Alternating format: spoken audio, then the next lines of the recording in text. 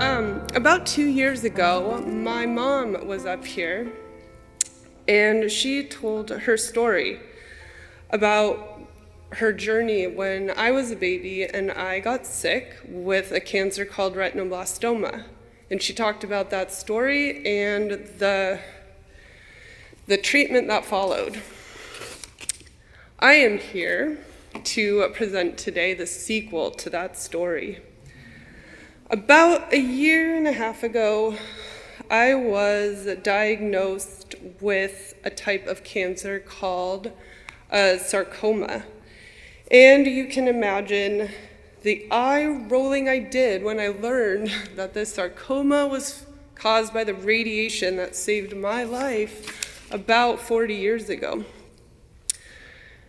I thought to myself, really, oofta.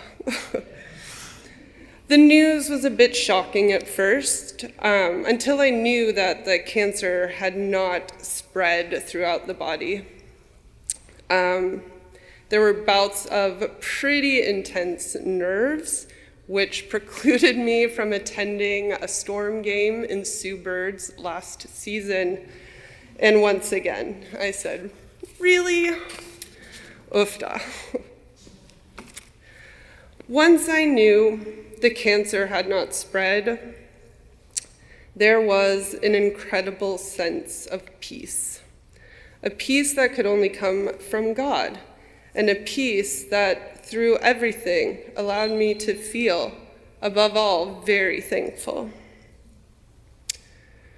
Last Sunday, part of the message was around God's peace, and that if we have it, we need to share it with those who need it. So, like we say each Sunday and now during Wednesdays, during the Advent season, peace be with you. God's peace and love saw me through 3 surgeries, 7 weeks of radiation, and so far 3 rounds of post-treatment scans. And I am here to say I am cancer-free and saying once again, peace be with you. I feel so grateful, and I am up here today to share some of the stories and milestones that made me feel so thankful and grateful through this last year and a half. First, my sisters and my brother. After my initial surgery, they were basically like, well, yay, your cancer is gone, congratulations. However, this was not a good enough situation, and we are gonna move you. All of a sudden, I was whisked off to Fred Hutch. This was the best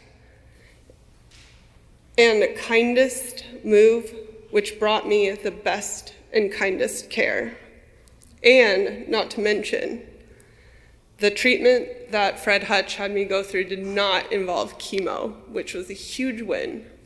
My sisters and my brother brought their families and continued to visit throughout the treatment, which was very healing in and of itself. I think that God's spiritual healing caused my physical healing. Time and again, I was let out of the hospitals way earlier than expected. I can't even believe that 2 days after the 3rd and probably hardest surgery, I was at work.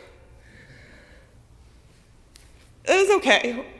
Work is good, but while I was in the hospital, because my spirits were just fine, I was doing okay watching days of TV, getting food, and being doted on by the doctors.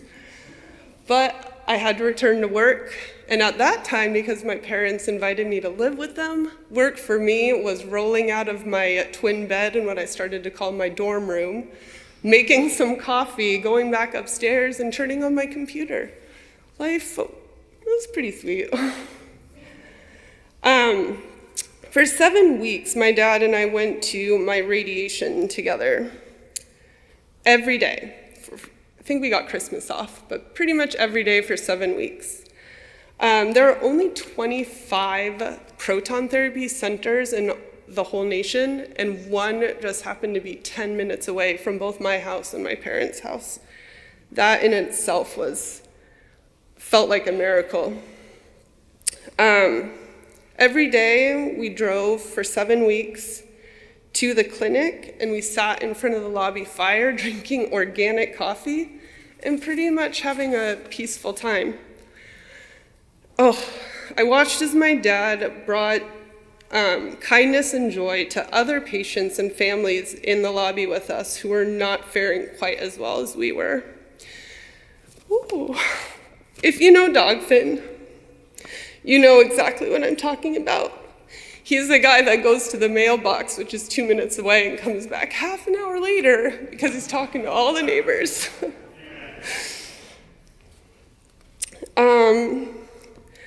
Now we talk about my mom. She got me something we call my prayer blanket. Ooh, one sec.